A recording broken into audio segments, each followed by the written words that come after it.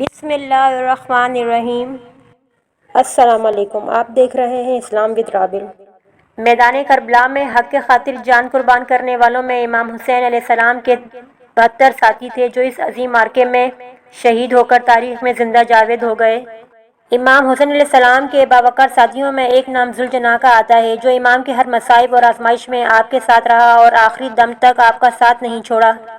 یہ کوئی سپاہی یا جنگجو نہیں بلکہ بے زبان جانور یعنی ذوالجناح گھوڑا تھا جس نے اپنی وفاداری اور قربانیوں کے ذریعے اپنا نام تا قیامت اہل بیت رسول صلی اللہ علیہ وآلہ وسلم کے ساتھ جوڑ لیا۔ مورخین نے لکھا ذوالجناح کا اصل نام مرتجس تھا جسے مصر کے علاقے سکندریہ کے بادشاہ نے حضور اکرم صلی اللہ علیہ وآلہ وسلم کو بطور تحفہ پیش کیا تھا اور آپ صلی اللہ علیہ وآلہ وسلم نے اس گھوڑے کو قبول کیا۔ آپ صلی اللہ علیہ وآلہ وسلم کا یہ معجزہ تھا کہ آپ صلی اللہ علیہ وآلہ وسلم جس گھوڑے پر بیٹھ جاتے اس گھوڑے کی عمر بڑھ جایا کرتی تھی۔ وہ گھوڑا کبھی بھی بوڑھا نہیں ہوتا تھا، اس لیے یہ گھوڑا اتنے سال گزرنے کے بعد بھی کربلا کے میدان میں صحت مند اور چاق و چوبند تھا۔ اس گھوڑے کی رفتار اور خوبصورتی کی وجہ سے اس کا نام ذوالجناح رکھا تھا۔ جب بھی یہ گھوڑا جنگ کے میدان میں دشمنوں پر حملہ آور ہوتا تھا تو ایسا لگتا تھا کہ یہ گھوڑا دوڑ نہیں رہا بلکہ اڑ رہا ہے، اس لیے اسے ذوالجناح یعنی دو پروں والا گھوڑا کہا جانے لگا۔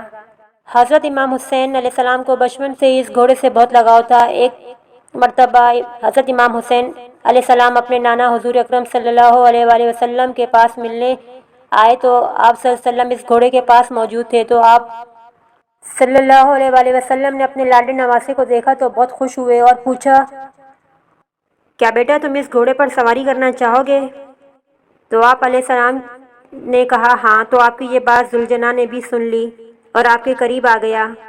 آپ علیہ السلام اس سے گردن اور چہرے پر ہاتھ پھیر رہے تھے اور ذوالجناح بار بار اپنا سر امام حسین علیہ السلام کے قدموں میں جھکا رہا تھا اور پھر آپ علیہ السلام کے قدموں میں بیٹھ گیا تاکہ آپ اس پر سوار ہو جائیں۔ پھر آپ علیہ السلام نے گھوڑے پر سواری کی۔ یہ سب دیکھ کر رسول اکرم صلی اللہ علیہ وآلہ وسلم کی آنکھوں میں آنسو آ گئے اور آپ فرمانے لگے، بیٹا یہ وہی گھوڑا ہے جو کربلا کے میدان میں تمہاری مدد کرے گا۔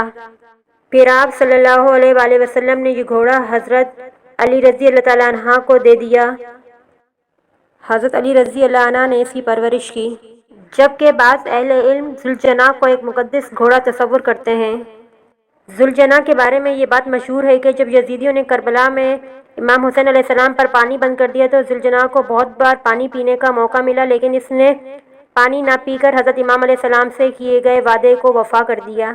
10 محرم سن 61 ہجری کی صبح ذوالجناح کے لیے سخت ترین دن تھا جب وہ میدان کربلا میں امام حسین علیہ السلام کے ساتھیوں کی لاشیں اٹھا کر لا رہا تھا۔ ایک لمبے سفر اور پیاس کی شدت کے باوجود بہادری سے امام حسین کا ساتھ دیا۔ جب آخری دفعہ امام حسین ذوالجناح پر سوار ہو کر میدان کربلا میں نمودار ہوئے تو چاروں طرف سے تیروں کی بوچھار ہونے لگی اور آپ علیہ السلام گھوڑے کی سینٹ سے گرے تو یہ گھوڑا آپ کا طواف کرنے لگا۔ دشمنوں کی جانب سے آنے والے ہر تیر اپنے جسم پر لینے لگا۔ سورج کی تپش بڑھنے لگی اور یہ وفادار گھوڑا اب تھک چکا تھا۔ اس نے کئی یزیدیوں سپاہیوں کو موت کی گھاٹ اتارا تھا اور زخموں سے اس کا جسم انتہائی کربناک کیفیت میں تھا۔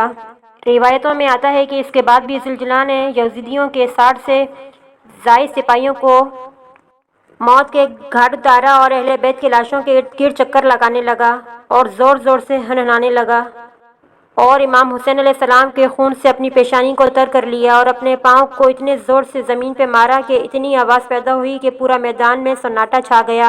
دشمنوں کے بھی پسینے چھوٹ گئے۔ اس وقت عمر سعد کی نظر اس گھوڑے پر پڑی تو اس نے اپنے ساتھیوں کو کہا کہ اس گھوڑے کو میرے پاس لایا جائے۔